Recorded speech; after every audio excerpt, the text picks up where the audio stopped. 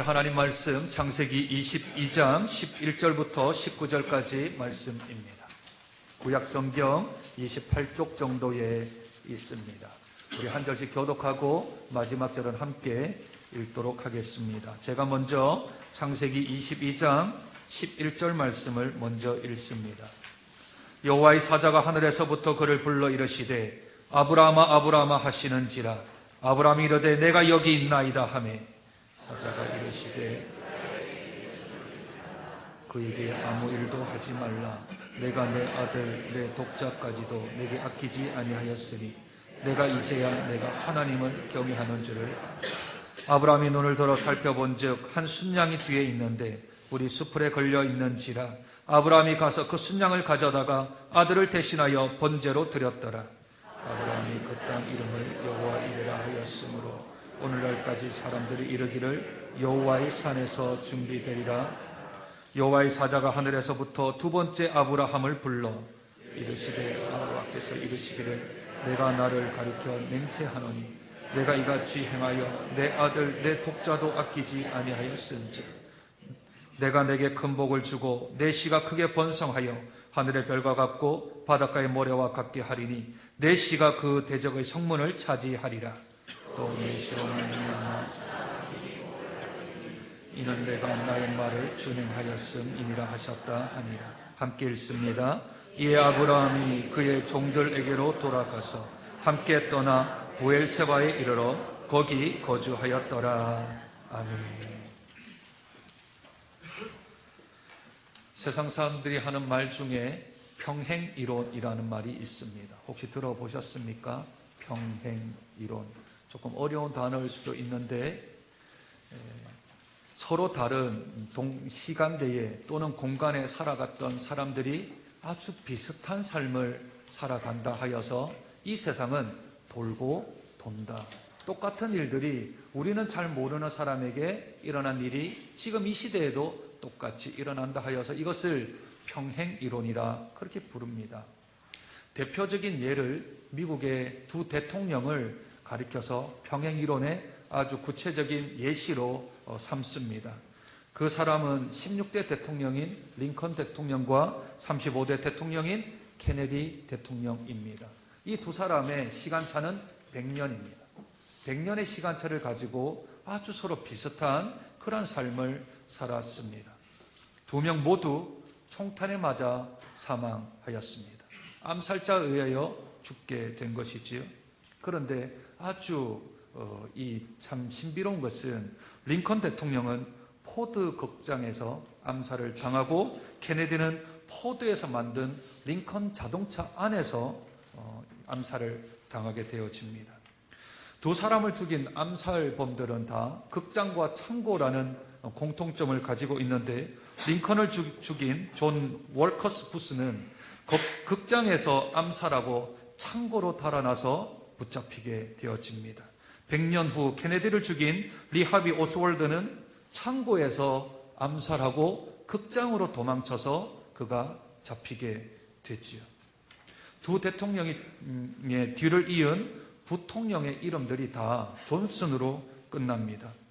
링컨의 후임은 앤드루 존스고 케네디 대통령의 후임은 린든 존슨이라고 하여서 두 사람의 이름이 성이 존슨이라는 똑같은 그런 이름을 가지고 있습니다. 우연의 일치일까요? 앞에 있었던 부통령은 1808년도에 태어났고 린든 존슨은 1908년으로 둘 다 8년도에 태어난 것이 동일합니다. 뿐만 아니라 링컨은 1860년도에 대통령에 당선되었고 케네디는 1960년도에 당선되어 딱 100년의 시간을 뒤로 거슬러 올라가는 것이지요. 심지어 링컨은 하원 의원이 1846년, 케네디는 1946년 딱 100년 차이로 하원 의원에 당선된 연도도 동일합니다. 두 사람 모두 금요일에 부인 앞에서 사망하게 되어지고요.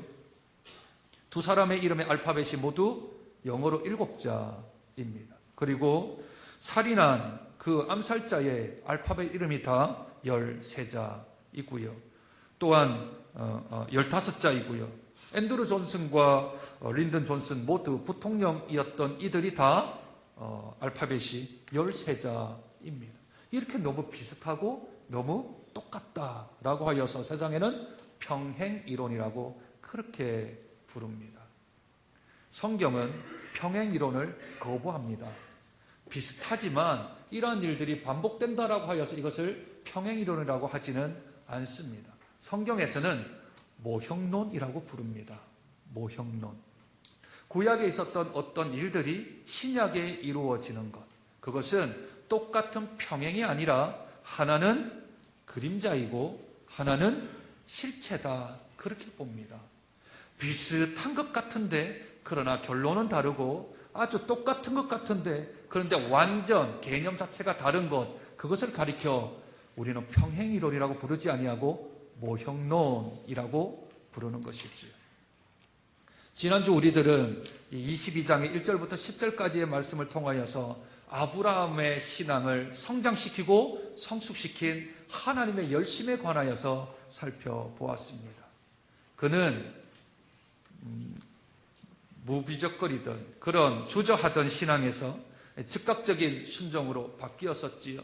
우유부단한 믿음에서 절대적인 신뢰로 바뀌어졌습니다. 자신의 생명을 위하여 아내를 속이던 이가 이제는 하나님을 위하여, 주님을 위하여 살겠다는 믿음으로 성장하고 성숙하였습니다. 이 믿음을 성장하고 성숙시킨 이가 하나님이십니다. 그러나 이 이야기가 아브라함의 믿음만을 성장시키고 성숙시키기에는 그 이야기가 너무나도 커요. 그리고 이 안에 숨겨져 있는 그림자들이 너무 많이 있다는 것이죠. 평행이론이 아닌 이 안에 숨겨져 있는 그림자와 실체의 모습들을 이 안에 하나님이 숨겨두셨다는 겁니다. 왜냐하면 이 시험이 다 끝난 후에, 이 테스트가 다 끝난 후에 하나님께서 이 같은 복을 17절과 18절에 주십니다. 제가 한번 읽습니다. 내가 내게 큰 복을 주고 내 씨가 크게 번성하여 하늘의 별과 같고 바닷가의 모래와 같게 하리니 내 씨가 그 대적의 문을 성문을 차지하리라. 또 내 씨로 말미암아 천하 만민이 복을 받으리니 이는 내가 나의 말을 준행하였음이니라. 이 구절은 창세기 12장 처음 하나님의 명령을 쫓아 무비적거리다가 주저하다가 하나님 말씀을 따랐던 아브라함에게 주셨던 첫 번째 말씀과 동일한데 조금 더 구체적으로 하나님이 말씀하십니다. 이제 내 씨는 이삭으로 주어졌습니다. 죽을 법한 이삭을 하나님이 살리셨습니다. 그리고 나서 네가 준행하였기에 이와 같은 복을 주시겠다 하십니다. 그 대적을 성문 앞에서 차지하게 되어지고 내 씨로 말미암아 천하 만민이 복을 받게 될 뿐만 아니라 네가 이제 너의 자손들이 바다의 모래처럼 또한 하늘의 별처럼 그렇게 수많게 되어지리라 하셨습니다. 그 말씀이 문자적으로 이루어지기 위하여서 아브라함이 테스트를 통과한 거죠. 그러나 그 테스트만으로는 이 복들이 다 이루어질 수가 없습니다. 지금 이스라엘을 통하여 만민이 복을 받나요? 그렇지 않잖아요. 이스라엘을 통하여 대적들의 성문들을 차지하게 되었나요? 그렇지 않습니다. 전 세계 이스라엘 인구들을 다 합쳐봤자 2천만 명밖에 되지 않습니다. 그들이 모래처럼 하늘의 별처럼 많아졌나요? 그렇지도 않습니다. 그러니 이 구절들은 다른 그 어떤 실체를 가지고 있는 것이며 이 사건은 그림자이라는 것이죠. 그 그림자와 실체를 한번 연결시켜보는 평행이론이 아닌 모형론으로 그림자와 실체를 살펴보는 것으로 오늘 성경에서 몇 가지를 좀 찾아보았으면 좋겠습니다. 첫 번째는 제사의 제물입니다. 제사의 제물은 오늘 2절 읽지는 않았지만 지난주 살펴보았던 2절을 한번 살펴보시죠. 2절을 우리 함께 읽습니다. 시작. 여호와께서 이르시되 내 아들 내 사랑하는 독자 이삭을 데리고 모리아 땅으로 가서 내가 내게 일러준 한 산 거기서 그를 번제로 드리라. 제사의 제물이 누구이지요? 이삭입니다. 그냥 하나님이 이삭을 번제로 드려라 해도 괜찮습니다. 그런데 오늘 성경에는 3번에 걸쳐서 이 아들에 대한 호칭을 점점 극대화시키고 있습니다. 첫 번째는 너의 아들, 그렇게 부르지요. 너의 아들. 그런데 너의 아들이라 그러면 혹 이스마엘을 또 생각할 수도 있습니다. 그런데 그 다음 단어는 너의 사랑하는 독자요. 독자요. 독생자는 독자의 줄임말이죠. 그러니 한 명밖에 없는 너의 사랑하는 아들이라는 뜻입니다. 또한 이삭이라고 얘기하면 이삭이라는 뜻의 이름은 웃음이라는 뜻입니다. 비웃음이라는 뜻이 아니었고 하나님이 참되게 나에게 웃음을 주셨다. 어떤 웃음이요? 어떤 기쁨이요? 어떤 즐거움이요? 90세가 되었는데 아이를 잉태하여 아이를 낳게 되어지는 기쁨, 즐거움, 감사함이 있었다 하여 그 이름을 이삭이라 칭했지 않습니까? 그러니 이삭이라고 말하면 아브라함 100세 때, 내가 90세 때 살아가 90세 때 낳은 아들이라는 그러한 뜻을 가지고 있습니다.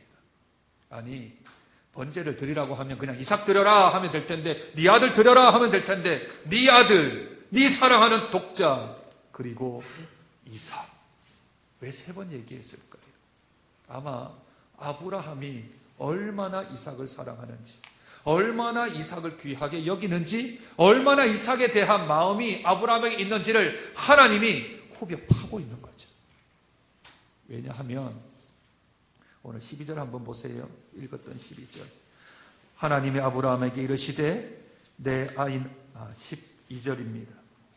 사자가 이르시되 그 아이에게 내 손을 대지 말라. 그에게 아무 일도 하지 말라. 내가 내 아들 내 독자까지도 내게 아끼지 아니하였으니 내가 이제야 내가 하나님을 경외하는 줄을 아노라. 16절이요. 이르시되 여호와께서 이르시기를 내가 나를 가리켜 맹세하노니 내가 이같이 행하여 내 아들 내 독자도 아끼지 아니하였으니 내가 내게 큰 복을 주리라 하십니다. 앞에 네 아들 네 사랑하는 독자 이삭을 바쳐라 했던 그 구절이 12절과 16절에 반복되며 하나님이 다시 말씀하십니다. 네가 네 사랑하는 독자 네 아들을 내게 아끼지 아니하였으니 이제야 네가 나를 경외하는 줄 알리라. 경외라는 말을 바꾸면 사랑한다라는 말로 바꿀 수 있습니다. 네 사랑하는 아들 네 독자를 아끼지 아니하였으니 이제야 비로소 너가 나를 사랑하는 줄 내가 알겠다. 그러니 네가 가지고 있었던 그 모든 것들보다 더 나를 사랑하는 것을 네 아들을 바치려고 하는 그 마음을 보아 내가 알겠다 하는 겁니다. 내가 참 사랑하는 사람에게는 모든 걸 다 줄 수 있습니다. 내가 가지고 있는 것을 아무리 줘도 아깝지 않습니다. 아이가 고기를 좋아하는데 고기를 사줘요. 한 접을 쩍쩍거리면서 입에 넣으면 아빠가 뺏어 먹고 싶을까요? 더 사주고 싶을까요? 어려운 질문이 아닌데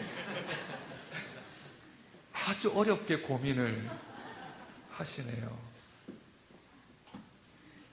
사랑하는 아이가 먹는 것만 봐도 배가 불러요. 그리고 뭐라 그래요? 나는 고기 싫어한다. 나는 고기 싫어한다. 너나 많이 먹어라. 너나 많이 먹어라. 그렇게 말하지 않겠어요? 내 모든 걸 다 줘도 아깝지 않은 나의 자녀, 나의 아이들. 그런데 그 사랑하는 독자 하나밖에 없는 아들을 하나님께 드릴 수 있다면 그러면 하나님이 뭐라고 인정하신다고요?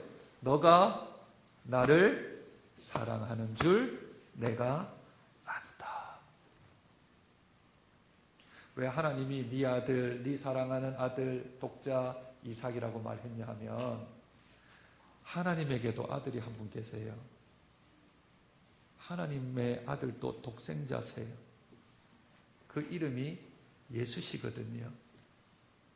그 예수를 죽임으로 우리에게 대한 사랑을 확증하셨어요. 우리가 아직 죄인되었을 때 그리스도께서 우리를 위하여 죽으심으로 하나님께서 우리에게 대한 자기의 사랑을 확증하셨느니라. 가장 소중한 것을 주는 건 사랑의 증표입니다. 따라서 아브라함이 그 시험, 그 테스트를 내가 세상에서 제일 좋아하는 것 하나님께 바쳐라 했을 때 그 제사의 제물이 심지어 아들이라 할지라도 하나님보다는 덜 사랑하기에, 또한 그 하나님께서 내가 아들을 죽일지라도 다시 살릴 수 있는 믿음이 있었기에 아들을 바칠 수 있은 줄로 믿습니다. 그게 사랑입니다. 그게 경외입니다. 그런데 하나님이 우리를 사랑하신다 하십니다. 하나님이 저와 여러분들을 사랑하신다 하십니다. 그 증거가 뭐냐고요? 하나님이 자기의 아들, 하나님의 하나밖에 없는 사랑하는 아들, 독생자 예수를 우리를 위해 죽이셨습니다. 예수님이 세례받을 때, 그리고 예수님이 변화산상에 올라갔을 때 하늘로부터 소리가 들렸습니다. 뭐라고 들렸죠? 이는 내 사랑하는 아들이요, 내 기뻐하는 자라 하는 소리가 들렸어요. 하나님이 아브라함이 이삭을 사랑하는 것만큼이나 하나님이 독생자이신 예수를 사랑하셨습니다. 그래서 아브라함아, 딴 사람은 몰라도 아들을 죽이는 아비의 심정 네가 아니? 너는 알지? 그래서 하나님 마음 좀 알아달라고, 하나님 마음 좀 생각해달라고 오늘 이 안에 그림자처럼 이삭이 번제로 드려지는 거죠. 이삭도 일반적인 육신적으로, 물리적으로는 이 땅에 태어날 수 없는 아들입니다. 사라의 경수가 끊어졌어요. 생리가 끊어졌어요. 더 이상 임신할 수 없는 상황에 하나님의 언약과 하나님의 말씀으로 인하여 이삭이 태어났습니다. 우리 예수님도 마찬가지입니다. 인간적으로, 물리적으로는 이 땅에 태어날 수 없습니다. 왜요? 남자를 알지 아니한 동정녀에게서 났는데 이것이 가능하냐는 얘기지요. 그러나 그림자인 이삭이 이 땅에 태어난 것처럼 예수님도 우리의 실체가 되셔서 이 땅에 태어나시는 것은 언약에 의하여서, 창세기 3장 15절 여자의 후손으로부터 시작되어진 이새의 뿌리요 다윗의 후손이요 영원한 왕이 되신다라는 우리에게 생명의 길을 주시는 사자인 그 구약의 예언된 말씀대로 우리에게 이 땅에 임하신 분이 하나님의 아들 독생자 예수 그리스도이십니다. 그러니 이 22장 안에 예수라는, 예수의 실체가 이삭이라는 그림자를 통하여 우리에게 보여주고 있지요. 뿐만 아니라 제사의 장소 또한 우리에게는 그림자로 아주 다가옵니다. 2절에 아까 읽었던 대로 어느 산이요? 모리아 땅으로 가서 어떻게 해요? 내가 내게 일러준 산이요. 그냥 모리아 땅에 가가지고 아무 산이나 올라가는 게 아니라 어떤 곳에 막 그냥 산은 여러 가지가 많잖아요. 금정산에 봉우리가 몇 개 있어요? 많아서 모르겠어요. 금정산이 하나가 아니고 봉우리가 많거든요. 그런데 하나님께서 모리아 땅으로 가서 내가 내게 일러준 한 산으로 가라 그럽니다. 9절 한번 보세요. 9절. 하나님이 그에게 일러주신 곳에 이른지라. 정확한 골짜기든지 정확한 산 등성이든지 하나님이 정확하게 지시하여 일러주셨습니다. 그래서 하나님이 말씀하셨던 그곳에 도달하게 되어지죠. 그리고 거기에서 번제단을 만들고 거기에 아이를 포박하고 번제를 드리려고 했던 겁니다. 성경 사전을 찾아보면, 모리아 해서 이렇게 찾아보면 성경 구절 몇 구절 나올까요? 몇 구절 나올까요? 오늘 이 창세기 22장 2절에 한 번 나오고요. 몇 번 더 나오냐면 딱 2번밖에 안 나옵니다. 그 2번 중에 한 번을 제가 주보에 성경 이 설교 요약에 넣어놨죠. 어디지요? 역대하 3장 1절입니다. 거기 한 번 더 나와요. 우리 중요한 구절이니까 같이 한번 읽었으면 좋겠습니다. 역대하 3장 1절 같이 읽습니다. 시작. 솔로몬이 예루살렘 모리아 산에 여호와의 전 건축하기를 시작하니. 모리아 산이 어디라고요? 어디에 있어요? 예루살렘에 있어요. 그곳에서 솔로몬이 뭐 했게요? 예루살렘 성전을 지었죠. 예루살렘 성전이 있는 곳을 시온산이라고 부릅니다. 또는 다윗산이라고도 부르기도 해요. 역대하 3장 1절을 조금만 더 제가 읽어드릴게요. 그곳은 전에 여호와께서 그의 아버지 다윗에게 나타나신 곳이요 여부수 사람 오르난의 타작마당에 다윗이 정한 곳이라.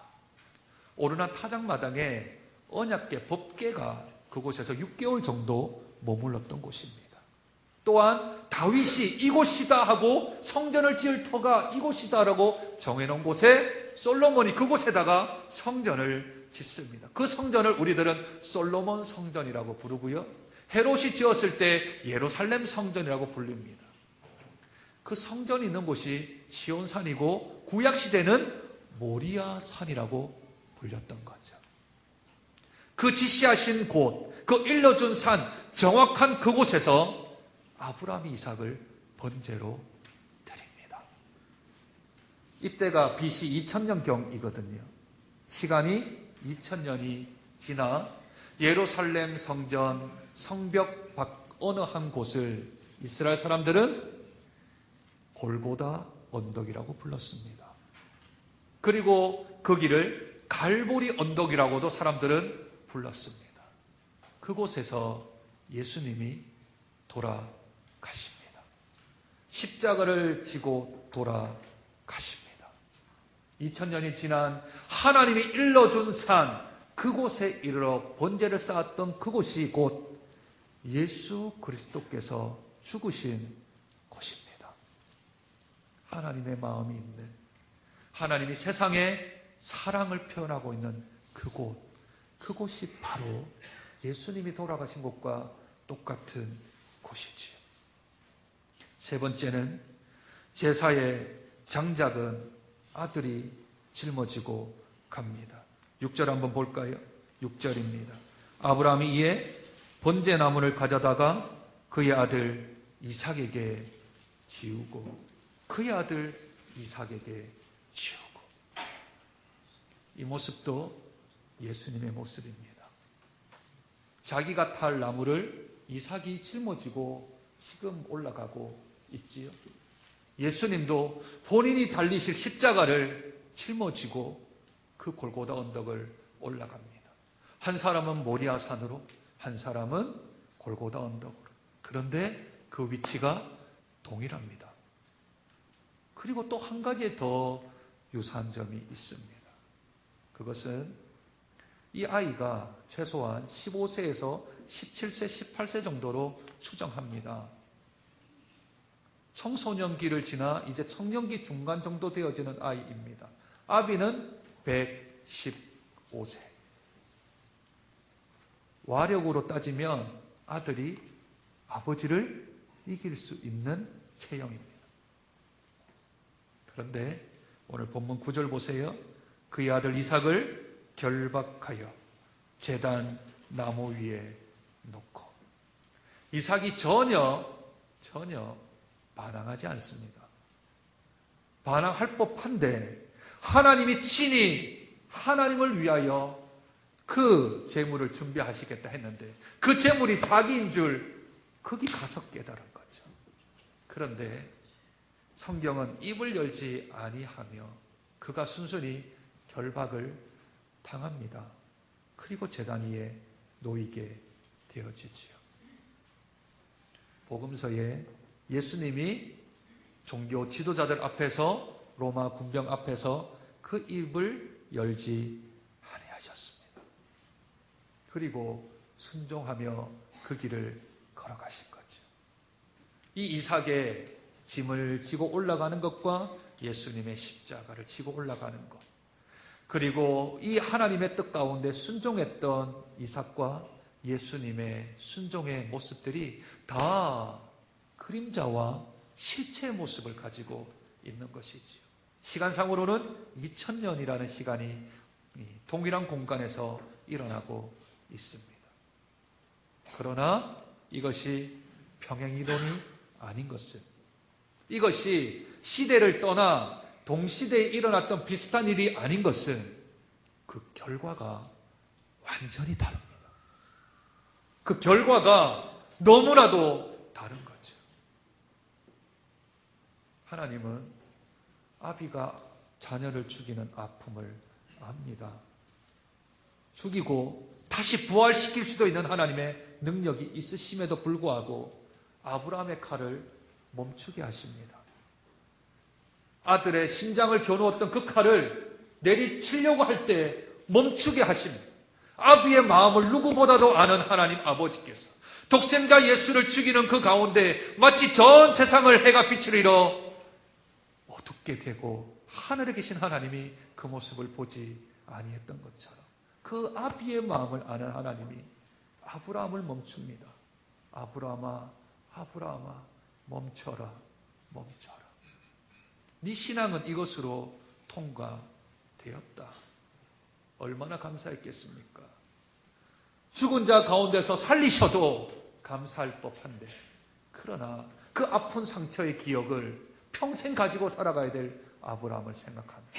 또한 이삭은 아비가 나의 심장에 칼을 겨누었던 그 눈빛, 그 손길, 그 모습을 그의 뇌리에서 빼기 위하여 이삭을 죽이지 않고 순양 한 마리를 나뭇가지에 걸리게 하셔서 그를 대신하여 제사를 지내게 하십니다. 아브라함의 마음을 누구보다도 아시는 하나님께서. 그러나 실제 하나님의 아들은 그 칼에 거누지 않습니다. 그 칼을 그의 심장에, 그의 폐부에 찔러 죽이십니다. 이게 다른 것이지요. 이게 평행이론이 아닌 것이지요. 그것은 한낱 그림자일 뿐이었습니다. 우리를 통하여 이 모습 가운데 아브라함의 믿음과 성장뿐만 아니라 예수 그리스도의 실체를 우리에게 좀 알게 하시려고 이 안에 숨은 그림 찾기처럼 몇 가지의 모형들을 넣어 놓아 하나님의 그림자를 만들어 놓으신 거죠. 그것이 하나님 사랑이십니다. 아브라함을 사랑하신 하나님이 아들을 죽이지 않고 다시 함께 하인들에게로 갔던 그 모습으로 아들을 살리고 아비의 마음을 살리셨습니다. 그러나 하나님은 아들을 살리지 아니하십니다. 그의 독생자 아들, 얼마나 사랑하는 아들, 그 아들이 아버지라고 부르지 아니하고 이렇게 외칩니다. 나의 하나님, 나의 하나님, 어찌하여 나를 버리셨나이까? 어찌하여 나를 버리셨나이까? 아마 그 속에는 갈로하네. 이삭은 살리시고, 이삭은 살리시고, 나는 버리셨나이까? 나를 죽이셨나이까? 하나님이 흑암 가운데 예수님과 이런 교제를 하실 수 있었을 것입니다. 네가 죽어야 세상이 산다. 네가 죽어야 창전교회 성도가 산다. 네가 죽어야 예수 그리스도를 믿는 사람들이 다시 산다. 이것이 나의 사랑의 확증이다. 이것이 내가 세상을 이처럼 사랑하사 독생자를 주셨으니 이는 저를 믿는 자마다 멸망치 않고 영생을 얻게 하려 하심이라. 이 말씀을 이루기 위함이다.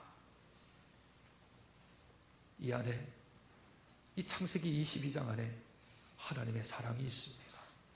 하나님이 저와 여러분 한 사람 한 사람들을 사랑하는 그 사랑이 배어져 있습니다.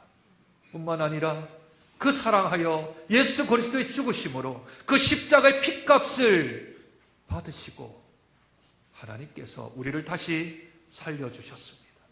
그 살아난 사람들이 하나님께서 아브라함을 믿음을 성장시키시고 믿음을 성숙시켰었던 것처럼 우리들도 그 예수 그리스도로 말미암아 구원받은 우리들이 자라나기를 원하시며 성장하기를 원하시며 성숙하기를 원하십니다. 그래야 내가 이제 네가 나를 경외하는 줄 안다 하십니다. 사랑하는 성도 여러분, 이삭은 살아났지만 예수님은 죽으셨습니다. 이삭은 칼을 맞지 않았지만 예수님은 창을 맞으셨습니다. 왜 그랬습니까? 저와 여러분의 죄 때문에 그랬습니다. 그 죄 때문에 하나님의 칼날이 예수님의 흉부를 겨누었고 그것을 찢으시고 그것을 흘리게 만드셨습니다. 그것이 이 창세기 22장 안에 담겨져 있는 그림자이며 우리가 알고 있는 실체입니다. 이번 한 주간 추수감사절 기간입니다. 추수감사절 기간 동안 우리가 뭘 해야 하겠습니까? 하나님이 나에게 베풀어 주신 사랑을 손꼽아 헤아려야 합니다. 뿐만 아니라 그것을 내가 글로 적기도 하고 그것을 잘 새겨서 주 앞에 영광을 올려드리는 날입니다. 무엇보다 가장 중요한 우리의 감사의 제목은 날 사랑하사 나를 살리시고 하나님의 자녀 삼아 주신 것인 줄로 믿습니다. 왜냐하면 하나님의 가장 아끼고 가장 사랑하는 것을 우리를 위하여 주셨기 때문에 그렇습니다. 하나님의 아들, 하나님이 사랑하는 독자 예수를 주신 그 사랑보다 더 큰 사랑은 없습니다. 그것이 우리의 가장 1번 되어지는 감사의 제목이 되어야 될 줄로 믿습니다. 그리고 거듭난 후에 내가 하나님의 자녀가 된 후에 그 후에 여러 가지 하나님께서 이 한 해 동안 주신 은혜들을 헤아려 보면 이 한 주간 동안 의미 있는 주께 영광을 올려드리는 복된 한 주가 되어질 줄로 믿습니다. 또한 특별 새벽 기도를 통하여 특별 금요일 기도회를 통하여서 내가 기도함으로 하나님께 감사를 올리기도 하고 행여나 내가 깨닫지 못했던 것들 하나님께 응답받아 이 한 해 동안 베풀어 주신 사랑 그 은혜를 잘 헤아려 잘 적어 이번 한 주간 우리 추수감사절을 맞이하는 한 주간 하나님 앞에 감사의 제사로 감사의 기도로 감사의 예배로 올려드리는 복된 저와 여러분 되시길 주님의 이름으로 축복드립니다. 하나님